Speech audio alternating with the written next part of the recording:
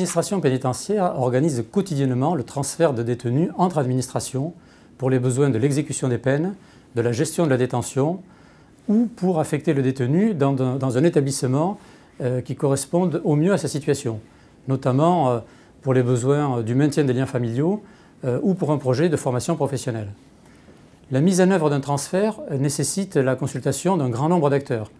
L'établissement, le magistrat du siège et du parquet, le service public d'insertion et de probation, le service médical, la direction interrégionale et parfois même l'administration centrale.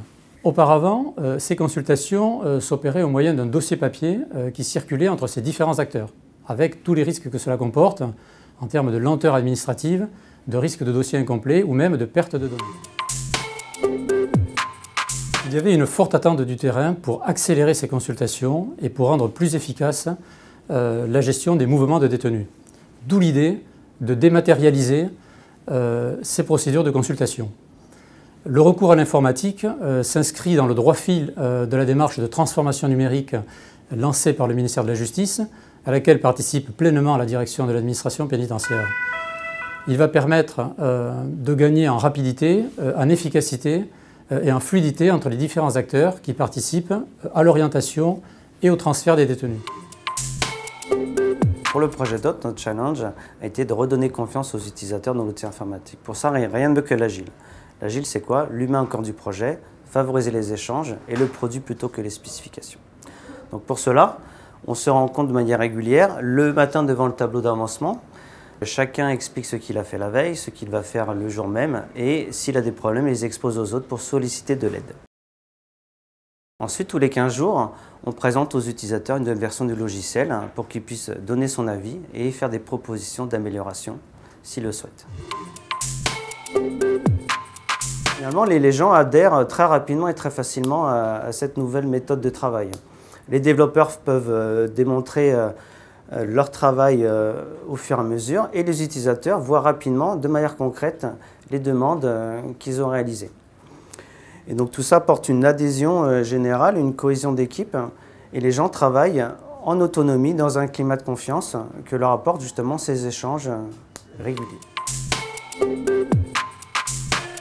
Nous avions à répondre à un défi qui était une commande politique avec un enjeu fort. Cet enjeu, c'était de proposer aux détenus le meilleur parcours d'exécution de peine possible dans un délai très court, puisqu'il fallait le logiciel tout de suite. Pour ce faire, avec le SIC, nous avons décidé de mettre en place une méthode innovante, inhabituelle au ministère, qui est la méthode dite agile.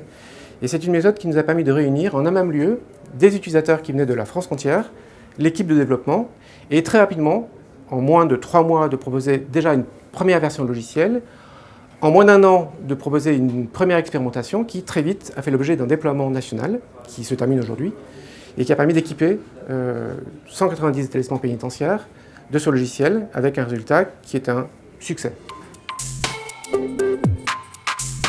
Ce bilan s'est construit tout au long du projet, puisque dès le début, les utilisateurs nous ont dit que ce que nous avions commencé à faire correspondait à leurs besoins. Ce qui se dessine aujourd'hui, c'est que les 3 niveaux d'utilisation du logiciel, le local, l'établissement, le régional, le central, avec des équipes qui sont pluridisciplinaires, puisqu'il y a la pénitentiaire, il y a les autorités judiciaires, il y a la protection judiciaire de la jeunesse, tous nous disent que ce logiciel permet, oui, d'orienter les détenus plus rapidement, de la meilleure façon, et de faire en sorte de fluidifier tout le transfert des détenus d'un établissement à l'autre pour mieux gérer la question de la surpopulation pénale. Auparavant, la pratique de l'orientation se faisait sur la base de dossiers papier qui passaient donc de service en service. Ce qui signifie qu'il passait par exemple sur un établissement dans 6 services différents et qu'on ne pouvait le compléter que si le contributeur précédent avait finalisé son avis. Ce qui fait qu'on perdait énormément de temps et que le retard d'un service pouvait bloquer le dispositif. Par ailleurs, il y avait énormément de tâches administratives, des copies qu'il fallait conserver et donc des photocopies, parfois très volumineuses, notamment en ce qui concerne les pièces judiciaires. La transmission en instantané des avis permet un lissage de l'activité de l'orientation et donc une régulation des transferts. Par ailleurs, l'informatisation et la dématérialisation simplifient très largement les fonctions administratives et les tâches de secrétariat.